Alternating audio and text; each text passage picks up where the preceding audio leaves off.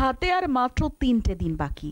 তারপর ভোট সপ্তমীতে মেতে উঠবেন উত্তর কলকাতার বাসিন্দারা।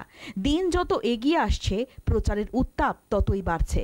মঙ্গলবার সন্ধ্যায় আরও একবার ভোট প্রচার করলেন উত্তর কলকাতার হেভিওয়েট তৃণমূল কংগ্রেস প্রার্থী সুদীপ বন্দ্যোপাধ্যায়। কলকাতা পুরসভার 54 নম্বর ওয়ার্ডের পুরপিতা আমির উদ্দিন ববির আয়োজনে এই সভার আয়োজন করা হয়েছিল। এই সভা থেকে উঠে এসেছিল মমতা বন্দ্যোপাধ্যায়ের উন্নয়নমূলক কর্মসূচির তালিকা। বলা বাহুল্য, সুদীপ বন্দ্যোপাধ্যায় বরাবরই উত্তর কলকাতার বাসিন্দাদের খুবই আপন। তাদের আশীর্বাদ সবসময় তার মাথায় থাকে। এবারও তার ব্যতিক্রম হবে না বলে আশাবাদী সুদীপ বন্দ্যোপাধ্যায়। उन्होंने ममता जी को टारगेट किया।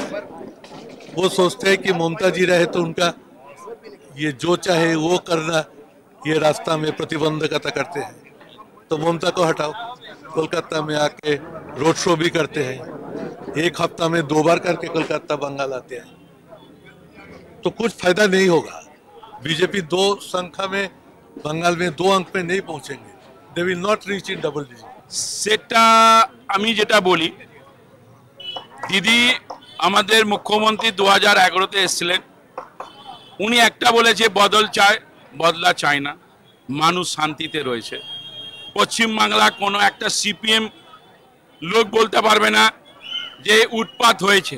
যেরকম 34 বছর এক রাজনীতি দল যেইভাবে পশ্চিমবাংলাকে এত খুন খারাপা হয়েছে আমার ওয়ার্ডে, কিন্তু আমরা কোনোদিন চাইনি।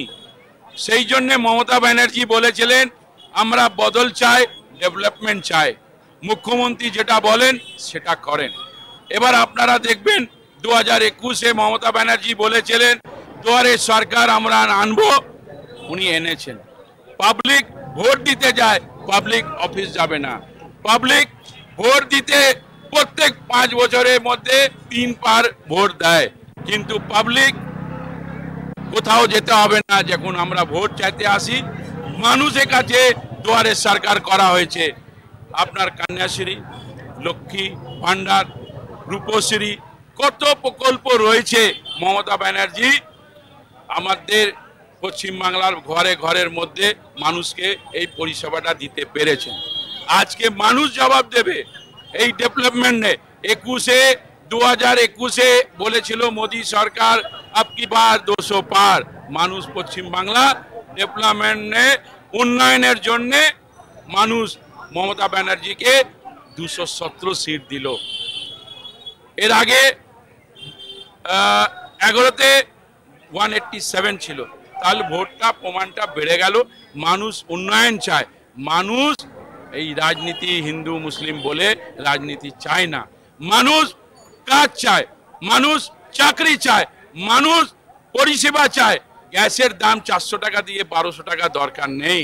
মানুষ এটাই চায়, মানুষ শান্তি চায়। আজকে পুরো ভারতবর্ষের মধ্যে যেইভাবে নরেন্দ্র মোদী, অমিত শাহ যেই রাজনীতি করেছে, 20% লোককে দেখিয়ে 80% ভোটকে ডিভাইড করেছে, সারা মানুষ বুঝতে পেরেছে। সেকুলার লোক আমাদের হিন্দু ভাইরা রয়েছেন, তাদের ভোট লুটপাট করেছে। বিভিন্ন কথা বলে হিন্দু মুসলিম নিয়ে রাজনীতি করে। মুসলিম যারা 18% আছে তাদেরকে কিচ্ছু দিক না, একটা ক্যান্ডিডেট নেই, একটা কিচ্ছু নেই, আমাদের দরকার নেই। কিন্তু যাদের ভোট নিচ্ছে, যে 80% হিন্দু ভাইরা আছে, তাদেরকে কি পরিষেবা দিয়েছে? গ্যাস 500 টাকাতে দিক, পেট্রোল 60 টাকাতে দিক, ডাল চাওয়ালের দাম অর্ধেক করে দিক, সাবসিডি করে দিক। তখন আমরা বুঝতে পারবো যে এই রাজনীতি হিন্দু মুসলমানে করছে, সত্যি কথা করছে। Bureau report, channel 10।